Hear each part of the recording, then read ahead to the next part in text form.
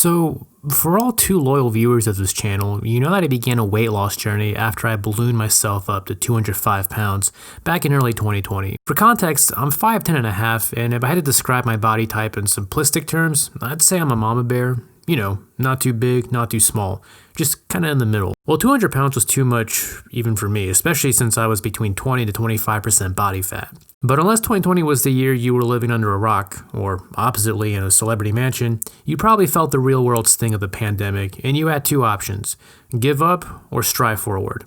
But after some very thoughtful thinking, and the use of a highly sophisticated pros and cons list, I chose the second option. You see, I knew that who I was and where I was not where I wanted to be, and at times it seemed like I had taken a step backwards when 2020 was supposed to usher in a completely new decade of self-improvement. So in March, I stepped in front of the mirror, took a selfie, and committed myself to my weight loss journey. Because I was so heavy, and because I'm no stranger when it comes to weight loss, I chose to set smaller incremental goals rather than one seemingly impossible task. So rather than trying to lose 30 pounds, for instance, I simply tried to lose 5 pounds.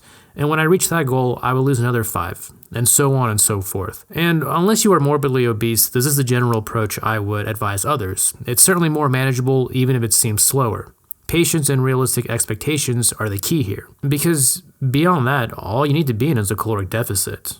Well, that and not trying to weigh yourself 3 to 4 times throughout the day. Well, fast forward to August, and I checked in at 175 pounds. So I lost 30 pounds, and for the average person, that'd be just fine. This would have been considered a healthy weight for a man of my height. And even if you chose to follow the increasingly questionable BMI index, I was also at a pretty healthy body fat. And so if my goal was to be healthier, then mission accomplished. I had substantially reduced the amount of visceral fat in my body, which alleviated the stress placed on my organs. My testosterone levels had increased back to where they should be. My blood glucose level had decreased. I reestablished some proper dietary habits, and that type of consistent action translated into me simply being a more accountable individual. All of this was done without really having to give up any of my favorite foods.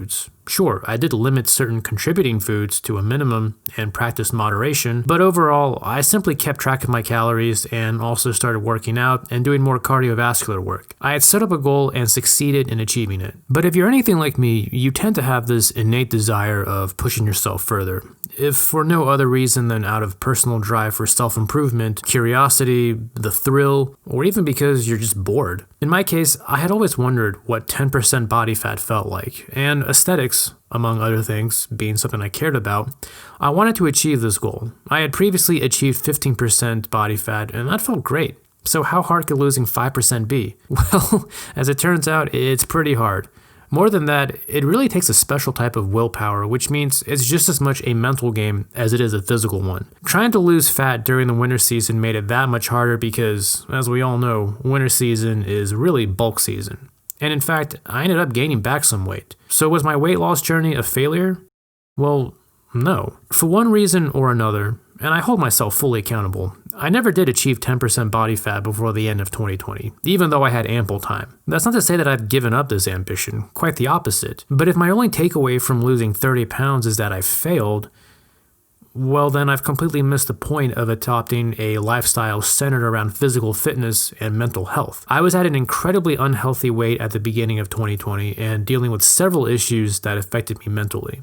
But I was able to remain focused and get myself to a healthy weight. And so my message is this: the measure of failure is not determined by whether you achieved your goal, but rather if you even attempted it. If the start of the new year has inspired you to do what you sought out in previous years, but then gave up for whatever reason, then you have my encouragement and support. After all, we tend to be at our most motivated during the new year. But consider this: the transition of December 31st to January the 1st is still, after all, just one day. Sure, it's the start of a new year, but it's just the start of another day. And I think the best way to reach your goals is, in fact, one day at a time, starting now. So if you've made it to the end of this video, thanks for sticking around and listening to me. I hope you found my message helpful. This channel is here to dispense fitness and nutritional advice, and I enjoy using myself as an example to illustrate what I've succeeded in and where I've yet to succeed. Because whatever I can accomplish, undoubtedly you can as well. If you enjoyed the video, please consider giving it a like, as that may help promote my message. And if you're interested in future content, consider subscribing. Or if that's too big of a commitment right now, consider watching some of my previous videos. But until then, take care.